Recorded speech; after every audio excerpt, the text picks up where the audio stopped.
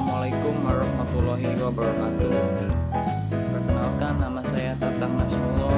Saya dari Universitas Muhammadiyah Tangerang. Saya dari kelas 5 SIP 2. Saya kali ini akan menjelaskan tentang kekurangan dan kelebihan 3 bentuk tingkatan teori efisiensi pasar. Yang sebelumnya saya telah menjelaskan apa itu teori efisiensi pasar. Yang pertama, teori efisiensi pasar dalam bentuk lemah.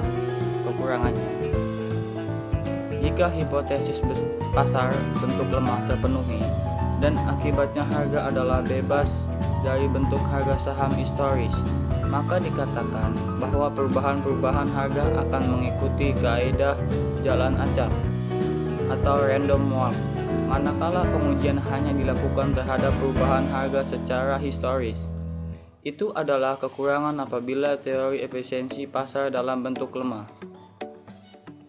Kelebihannya, misalkan dalam sebuah kasus ada bentuk musiman atas kinerja harga satuan suatu saham yang menunjukkan bahwa harga saham akan naik menjelang akhir tahun dan kemudian turun pada awal tahun. Sesuai pada hipotesis pasar efisiensi bentuk lemah, pasar akan segera mengetahui dan merevisi kebijakan harganya dengan melakukan perubahan terhadap strategi perdagangannya. Jadi, mengantisipasi dengan lebih cepat kemungkinan penurunan harga pada awal tahun, pedagang akan menjual saham yang dimilikinya sesegera mungkin untuk menghindari kerugian sebagai akibat dari jatuhnya harga saham perusahaannya yang diamati. 2. Teori efisiensi pasar bentuk setengah kuat. Kekurangannya, menurut konsep semi kuat, investor tidak akan mampu untuk menggunakan strategi yang dibangun berdasarkan informasi yang tersedia di publik. Dengan kata lain, analisis terhadap laporan keuangan tidak memberikan manfaat apa-apa. Itu kelemahan jika teori efisiensi pasar terbentuk setengah kuat. Kelebihannya, berlawanan dengan kekurangan hipotesis pasar efisiensi bentuk lemah.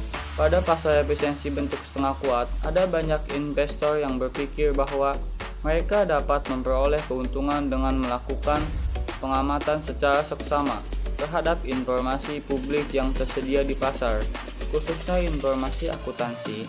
Investor yang melakukan analisis dengan menggunakan data atau informasi akuntansi dan dari sumber lain untuk mengidentifikasi saham yang salah harga, itu berarti investor tersebut melakukan analisis fundamental.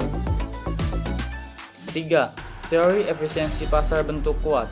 Kekurangannya, pasar efisiensi bentuk kuat tidak memiliki kelemahan karena telah menyatakan bahwa harga yang terjadi mencerminkan semua informasi yang ada, baik informasi publik maupun informasi pribadi. Jadi, dalam hal ini, bentuk kuat mencakup semua informasi historis dan informasi publik yang relevan. Kelebihannya, bentuk pasar efisiensi kuat merupakan bentuk pasar efisiensi paling ketat. Hal ini menjadi salah satu kelebihan bentuk kuat dan terkait dengan pengertiannya bahwa harga pasar mencerminkan semua informasi, baik publik maupun non-publik. Dalam kaitannya dengan hal tersebut, maka dalam konteks pasar efisiensi bentuk kuat, tidak ada seorang pun baik individu maupun institusi dapat memperoleh abnormal return untuk suatu periode tertentu dengan menggunakan informasi yang tersedia di publik, termasuk di dalamnya informasi yang hanya dapat diakses oleh orang-orang tertentu. Kurang lebihnya, mohon maaf apabila ada kesalahan kata.